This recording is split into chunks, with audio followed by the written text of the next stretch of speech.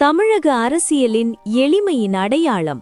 Communist இயக்கத்தின் மிக மூத்த தலைவர் தோழர் நல்லகண்ணு அவர்கள் இன்று தனது 101வது வயதில் இயற்கை எய்தினார். ஒரு மாபெரும் சகாப்தம் இன்று முடிவுக்கு வந்திருக்கிறது.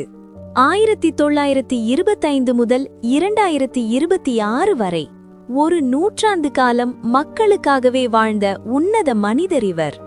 ஒழுக்கம், நேர்மை, தியாகம் என தூய்மையான அரசியலுக்கு ஒரு வாழும் உதாரணமாக திகழ்ந்தவர் ஐயா நல்லகண்ணு.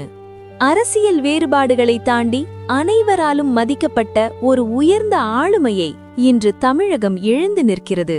அவரது மறைவு ஈடு செய்ய முடியாத ஒரு பேரிழப்பு.